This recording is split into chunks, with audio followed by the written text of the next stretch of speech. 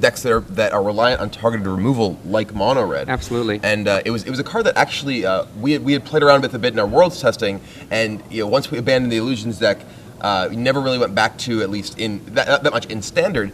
But it's certainly a card that can give the Illusions deck, which is otherwise a big dog to mono red, a fighting chance. Yeah, absolutely. I know that Patrick Chapin, he absolutely was all in on Geist for quite a while. And then eventually he moved away from Geist, but we saw the real effects of the power of Geist of St. Craft in Craig Wesco's top 8 deck just recently. We're already underway. Pat McGregor looks like he is on the, well, I'm not sure if he's on the player draw here. We'll find out in a moment if he lays a land. And you can see we already have a Spike Shot Elder in play. This could be turn 2 for Pat McGregor, might be turn 1 Ponder. We'll see in a moment. Yeah, so I believe Dennis actually goes by Denny. Denny Dowty. So Denny on the left and Pat McGregor on the right. Denny is in fact on the play. So Pat resolves his Ponder and keeps his cards. So that Spike Shot Elder is a one of, I believe, in Denny's deck. And, yes, that's correct. It's a pretty potent card against the Blue-White Illusions deck because it allows him to kill any illusion for free. Well, for 3 mana, not using a card. It also allows him to keep up with Moreland Haunt if Moreland Haunt happens to get going. I believe it was at the Boston Star City Games event, or maybe it was the one previous to that, where we saw some players kind of mocking the selections of 1-drops from the player that top 8'd, and I can't remember who it was, but I really like 1 Spike Shot Elder in your red deck because there's a huge diminishing returns on Spike Shot Elder. Yep, absolutely. And Ponder number 2. Pat McGregor with the correct Ponders, but a split of islands. Right. The island that's untapped there is my favorite. My favorite island in all of Magic. Interesting. My favorite island is, I believe, the Urza's Block Lightning Bolt Island. Okay. So Pat McGregor this time shuffles with his Ponder, and right now he would really like to see pretty much gut shots and Snapcaster Mages. That's a lot of his powerful cards at dealing with this sort of start from mono red. And he does have 4 gut shots. He does, yes. Gut shot is a card that has sort of shot up enormously in prominence. Actually, the first time I saw the gut shot in a constructed deck was in the Atlanta Open in Legacy. I forget the name of the player who was using it, but it was in a Merfolk sideboard, and he brought it in against Grim Lavamancers, pretty much. And That's exciting. It was an excellent card. That's exciting. And we've seen it rise enormously in prominence in Standard, in large part thanks to the Illusions deck and just how powerful it is at dealing with the Phantasmal Bears, any of the images, as well as against any of the decks that rely on mana creatures like green-white tokens. Noble and Spike Shot Elder come in, dealing their 2 damage, and then we see afterwards a Shrine of Burning Rage. And Shrine of Burning Rage is a very, very powerful card in this matchup because it is a card that the Blue-White Illusions deck doesn't have any main deck ways to interact with, and the mono-red deck can, generally speaking, just play control. It can just kill all of the creatures that Illusions plays, and in particular, with a Spike Shot Elder in play, can grind out any of those hunts that might come down. So Lord of Illusions comes down. We see a Vapor Snag at the end of the turn, getting rid of the Stromkirk Noble, and then Lord of Illusions, or Lord of the Unreal, I should say. So then he really doesn't want that Lord to stick around. If that Lord is able to get copied by a Phantasmal Image, that's one of the ways that the Illusions deck can overtake mono red, is by being able to get those large hexproof creatures down. That said, it's very difficult for Pat McGregor to actually play a Lord of Illusions if Denny actually keeps mana untapped, because he risks losing it to any sort of instant removal spell. Volt Charge. Okay. Proliferating his Burning Rage, and then puts 2 counters in the Shrine. 1 more for casting it in the first place. 1 damage from the Elder, and then he recasts that Noble. There it is, and another counter. So, looking at Pat McGregor's hand right here, it looks like he has a Lord and an Image. So if he has another land, I think he just drew Glacial Fortress. He can possibly get that Lord down and copy it right away while Denny's tapped out. There's the Lord. And that's exactly what we're going to see. There's the Image. Lord, Image comes down to copy it. So we have a 2/2 and a 3/3. So for those of you who are not familiar with this interaction, Lord of the Unreal, is, unlike many Lords, does not say other, because it doesn't actually, he wouldn't affect itself anyway. It's not an illusion. It says illusion creatures you control get +1/+1 on hexproof. And the Phantasmal Image remains an illusion when it copies it, so it just becomes a 3/3 that helps itself. So it's actually currently a 4/4 hexproof creature. Pretty big for mono red. It is, however, a human. That is true. It is a human because Lord is a human. So in they come. The Noble and the Chandra's Phoenix come in. Chandra's Phoenix hops in. A total of 3 damage that Noble pumps up. So it looks like a pair of Moreland. Is that a trio of Moreland Haunts? I see at least 2. That looks like 3. It looks like a Haunts full of Haunts lords, full I of guess. emptiness. Yeah. There we go. Haunts full of nothing. So this is pretty much exactly what the mono red deck wants to see in this matchup. They want to just be able to get their guys down, which the illusions deck can't really kill particularly well. He comes in for the race. 6 damage. Denny Dowty. It's hard to race mono, right? Gonna say, well, I'll take it. Yeah, not gonna throw away that Elder, and that Haunt comes down. The Haunt has a little bit of food. Was that 1 card in the yard that it can use? I believe there is just the Lord in the yard, so... What is it going to take for Pat McGregor to come out of this? I think he may already be too far behind. He really needed to see a Geist early. I mean, from the main deck, he doesn't really have anything. From the sideboard, he'll be able to put in a Timely Reinforcements. Yep. But Timely Reinforcements, Oblivion Ring helps to deal with those shrines, as well as any Chandra's Phoenixes or Nobles that make it out of control. Okay, Denny thinks, comes on in. He's attacking for 5 here. This would knock Patrick to 8. So Pat McGregor he's going to make a... He makes a Spirit. Makes a Spirit, it's going to die. And Spike Shot Elder can just tap Elder does the its mana. job. Boom. And Pat just scoops it up. He knows what happens here. I mean, Yeah. I know having played other Delver decks, once they have a certain amount of momentum, it's not even enough to go Vapor Snag and then Snapcaster Vapor Snag. So how do you think sideboarding works here? Before we even get to the sideboard, we've got to think about some other kinds of winners that are out there. We do, yes. So one of the things that I said earlier is that, before we even get to that, let's say a little bit first. We are giving away, I believe, 6 months. 6 months. of That's a long free time. premium. That's half a year. There's a lot happens in 6 months of Magic. I think that Jacob Van Loon calls this 2 trimesters of free premium. Okay. But just for those of you who want to get in on this chance for 6 months free premium, what you're going to do is we're going to give you a trivia question, and the answer, bring it to #SCG Premium. One lucky winner, it will be the person who, amongst the people that answer correctly, will be randomly selected to get this 6 months of free premium. So we talked earlier about Kyle Zimmerman's Delver deck and how it has an unusual main deck artifact. What main deck artifact does Kyle Zimmerman run in his red-blue Delver deck that is an unusual selection for this archetype? What main deck artifact is Kyle Zimmerman's red-blue Delver deck playing? Answer correctly at #SCG Premium, and you could be the lucky winner of 6 months of our Star City Games Premium. And Star City Games Premium with all kinds of great advice on all kinds of Magic. You can read great articles with deck lists for Standard, deck lists for Legacy, all sorts of theory articles. Right. So tons of great information out there that you can win for free. So And, I mean, I think that one of the things that's really, really great about it, I mean, we talked about so many different bits of content. You write great content. I was thinking about Michael Jacob and his videos that he does. And then even things like just the little bonuses.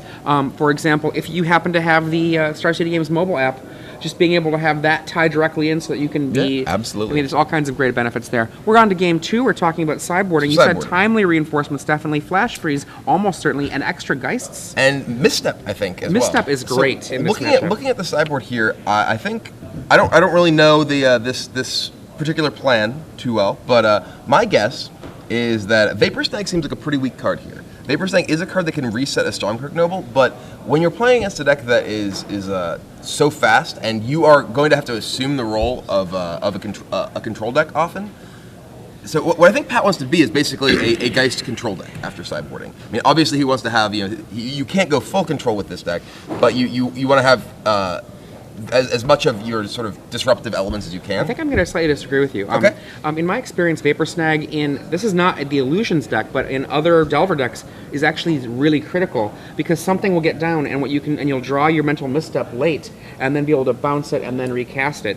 So like, for example, what often ends up happening is you can be in a tempo war with each other, Okay. and the card advantage doesn't matter. What usually I would do, and we'll see if Pat does this, is I would take out 4 Mana Leaks, I would take out 3 Gitaxian Probes, because you never actually have the time to pay the 2, or the life to pay the 2 life. Right. So that's 7 cards, and then the bears are not great. That's 11 cards, and you can cut 1 Vapor Snag to fit in your 12 cards, which I think are going to be Flash Freeze, Timely Reinforcements, Mental Misstep, Geist, and Oblivion Ring. Yeah, I mean, I think you bring in pretty much every cyber card but Dissipate. Yeah, that's 12 cards that come in, and your 12 that come out would be 4 Leak, 3 Probe, 4 Bear, 1 Vapor Snag. Okay. That would be my plan. I could see that. I could see that.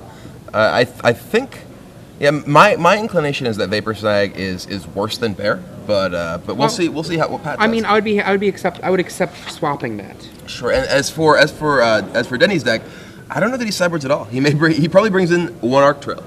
His deck is very well set up for this matchup in game 1. He does bring in 1 Arc Trail. He might consider Hero as a ×2, just because he might think to himself, if a Timely comes off, I want to be able to just say, I don't care.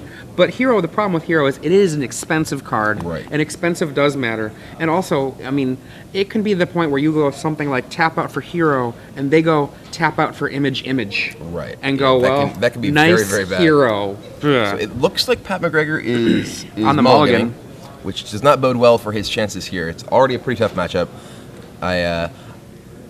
I do want to see Pat draw a Geist. Not that I'm necessarily rooting for Pat to win, but I want to see how Geist is going to work out here. It's definitely a card that seems like it has the potential to swing this matchup. Yeah, go ahead. Just the Vapor Snags actually are relatively important at making Geist work. Having things that can clear out your opponent's creatures. Not many creatures in Denny's deck can actually block Geist anyway. So many of them are just 1/1s. But I think that it'll be interesting to see how that goes. I mean, I just have found that one of the big ways that you end up beating red is by doing things with like Vapor Snag, Snapcaster, Vapor Snag, where you just change the tempo around so much that suddenly they're on the back heel. Yeah. Pat, looking at his hand, is he going to go down again? Nope, he keeps Island Ponder. And yep. And we see a bear, so I think he has kept in a bear, and I think I see a Vapor Snag as well. Okay. I'm not 100% sure of that. I might have seen that wrong.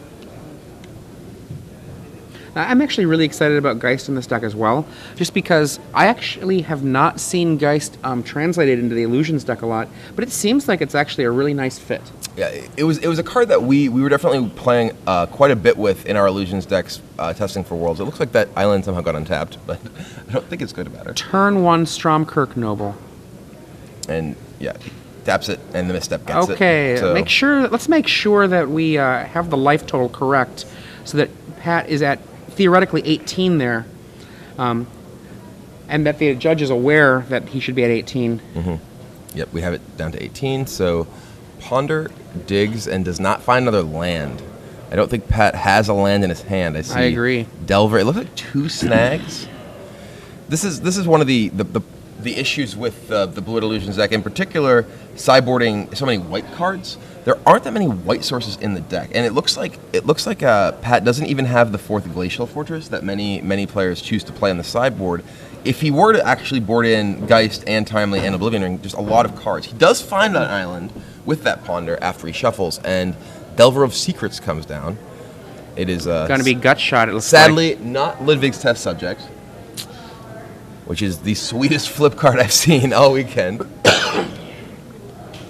Shrine.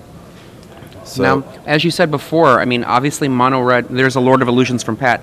Mono Red is a very aggressive deck, but it can just take on a control role here. Yeah. A lot of people don't recognize that even aggressive decks can be a controlling deck in certain matchups. And a big part of that with Mono Red in Standard right now is Shrine of Burning Rage. Shrine allows the Mono Red deck to just sit there and exchange card for card and have a sense of inevitability. We have and look at how big this Shrine is getting already. Galvanic Blast is followed up by Goblin Fireslinger and Grim Lavamancer original art.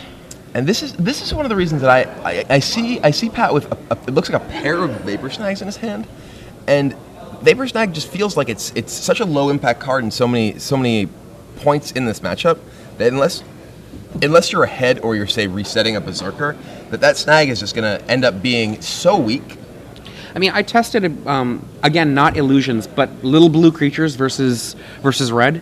You actually just end up, even though it's weak, needing it against them about 50 to 60% of their draws, Yeah, or they can run you certainly see over. that. I can see that. I mean, you do have gut shot, and you do have, interestingly, Geist can even be defensive against a lot of their creatures. They're all pretty small. Even gut shot though can come into play a turn too late. Yeah, it's true. Because the problem isn't the 1/1. The problem is the 3/3, and then we have 1 from the Fire Slinger, and I believe that is the Berserker. That is a Berserker. Yeah, that's the. And I believe that's the not F and M, or it's a game day Berserker, was it? Okay. Oh, is it a Berserker? It doesn't seem to have any counters. Oh, There we are. Counters. There we are. And snag. Because like the gut shot just doesn't actually solve the problem. I tried out gut shots and as like an answer that in a deck that didn't already have gut shots, and honestly, it just was not sufficient to be able to handle what red does. Yep. You needed the Vapor Snag, or else they would just run you over I can still. see that. So we see a Snapcast Ponder. I think we're gonna I'm see, assuming it's a Ponder. Yep. and this is like an excellent Silvergill Adept here. Yeah. And Denny's like, go ahead. Denny is pondering what he's going to do in response to the Ponder, but it resolves, and we see Geist, Gut Shot, but still no white source. No white. This is again, as we were saying, one of the difficulties of sideboarding in white cards you actually need to cast. What are the strengths of the Illusions deck, at least the Illusions deck that do not have Geist of St. Traft, is the fact that they are essentially monocolored. They only really need their white mana to use Moorland Haunt. The thing that I found, you see that Mental Misstep there? I tried out Mental Misstep for a long time. The card that I found that actually was more effective was Perilous Mirror in that slot, because Perilous Mirror, it kind of played out like a Viridian Emissary in a certain sense that killed somebody. I would certainly prefer Perilous Mirror were I choosing a card just against red, but I think that Mental Misstep's pretty important for the mirror match. That's fair.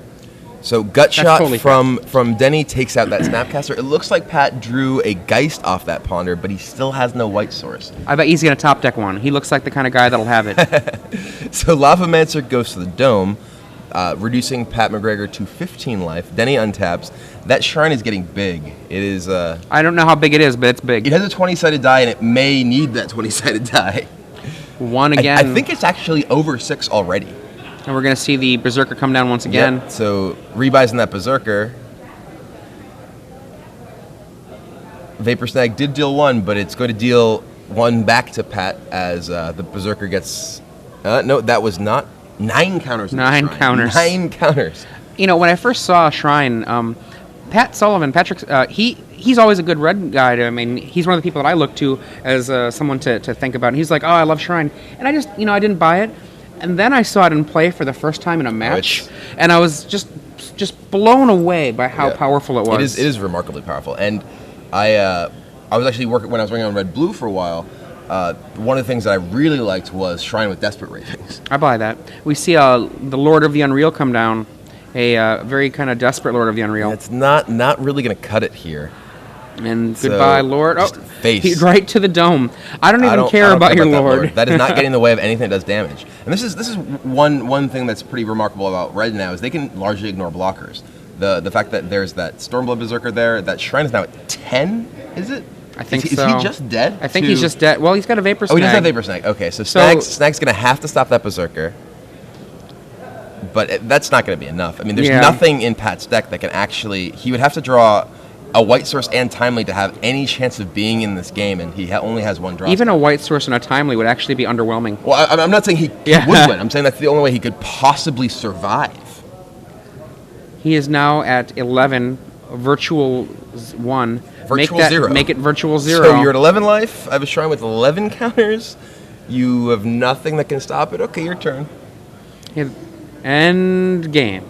Yep, that's going to be it. So Pat McGregor extends the hand, being defeated by Denny Dowty 2-0. Yeah, I mean, so mono red in this top 8, definitely a big favorite in this matchup. Oh, absolutely.